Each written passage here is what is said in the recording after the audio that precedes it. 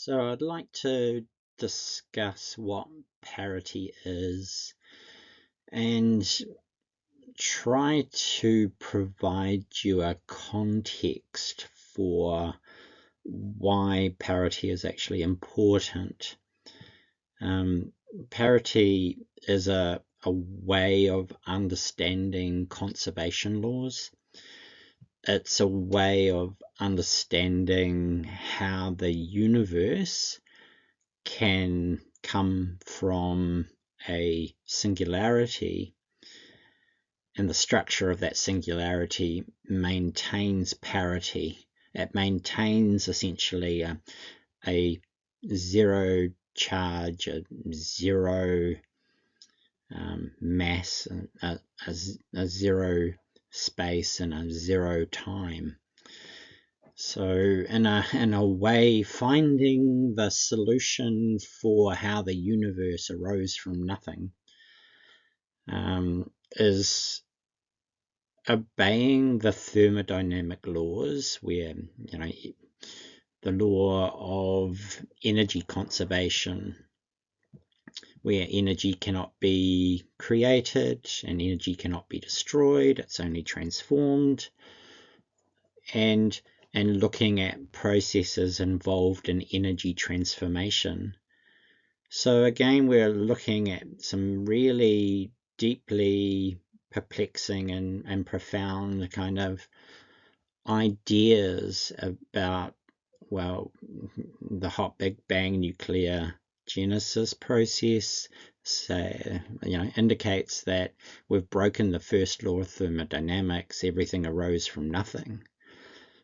So we really need to kind of park that to the side and say, well, everything was there at the beginning, before the beginning of time, but it was in a structure that makes it unable to be resolved through the use of measurement, through the use of investigation in a cosmological way.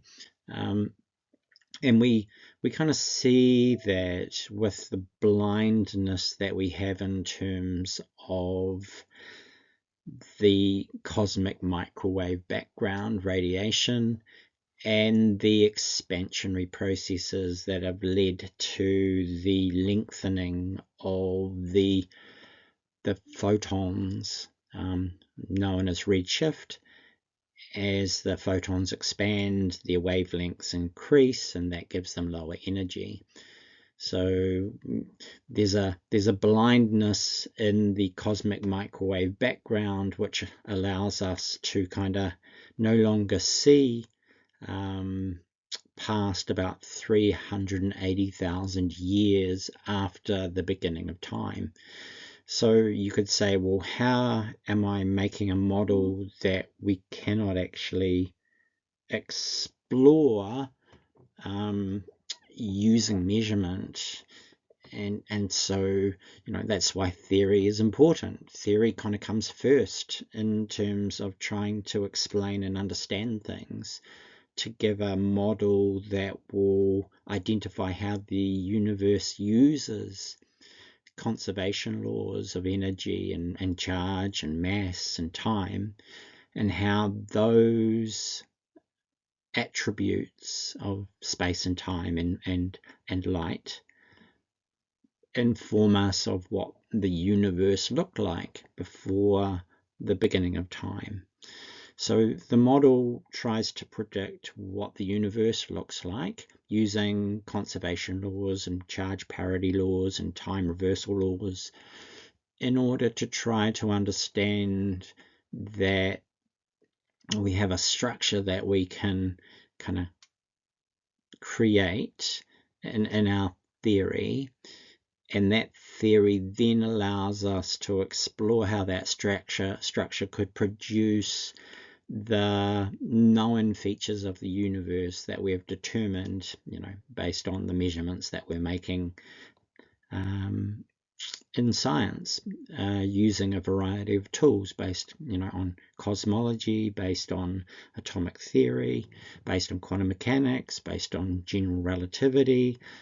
So in a way, the model that I'm developing for quantum biology has an approach to it that utilizes the relationship between the cosmos and how it's created, the universe from its beginning, and the atomic models that are used using baryonic symmetry and the revision of quark charge calculations for that supersymmetry inversion system that we'll get to.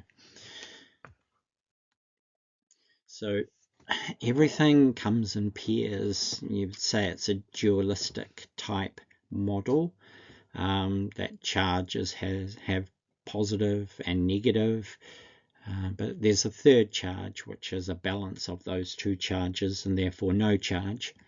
So rather than thinking of charge parity of just opposites of plus and minus, we need to also consider a third charge state of no charge. And that's the singularity state of no charge. Okay, in the time parity, we have both forward and back. So the time reversal system has time parity where time is going forward and back at the same time. And like charge and the third point to time is the moment of now. So in a way, charge parity and time parity are connected in terms of, without charge you have a zero state, and in the zero state of now is really the time parity zero state. Yeah, it's, in a way, it's neither the future and it's neither the past. It is both the future and the past, and therefore it has a zero state associated with the now moment. The mass parity, so we have heavy objects, obviously, but we also have light objects. But you say, well, a lighter object would still have mass. I'm talking about negative mass here. And you're just going to have to go, well, what's negative mass? Well, a photon of light has no mass and no charge. So negative mass is actually associated with faster than the speed of light. And mass and the speed of light and relativity gives a way of exploring, faster than light, slower than light as mass and negative mass. Right, so a little bit different from what we're used to in having an object which we perceive to be a physical thing that has mass, that we put on a scale and can weigh it, and it has mass. Here it's at a level where there's energy in an atom that has a negative mass, and therefore provides a way of understanding the mass difference and the energy associated with that within atomic theory. Okay, space and space parity. We have positive space and we have negative space. Kind of like having matter and antimatter. Negative space is like an inverted state. Rather than, seeing things on the outside, we're seeing things on the inside. So think about a lens and how you can have a concave lens or a convex lens, and how that affects the photon of light that goes through it, whether it spreads or whether it's focused. In a way, the space parity and concave convex lensing around atomic theory gives some way of kind of understanding the negative space associated with gravitational implosion. And so we will kind of get to more detail of these attributes of parities in the various domains of space-time at an atomic level and an atomic theory. But really, we have to resolve the paradoxes that everything's here, that we see, that's external and physical to us. But really, the most kind of profound paradox is that what we're observing is created by the mind, and the light that the mind generates is the essential illusion of reality that was persistent and And really we're going to get into some of the physics that's really associated with that. But to do that, we really need to understand how to correct the physics model so that it's relevant for human biology in terms of the processes that are operating. So in the singularity, we start with no mass, no charge, no space, and no time. And we need to understand those attributes of the original structure of the universe before time began. And I'm saying, well, 13.8 billion years ago, what that structure looks like based on the outcomes that we have today in terms of the cosmological constants of nature and the functionality of atomic theory that we've developed. So charge parity, time parity, mass parity, space parity. Think of it not as just dualities, but as a trinity, where there's a central point in between the opposites, which has the zero state.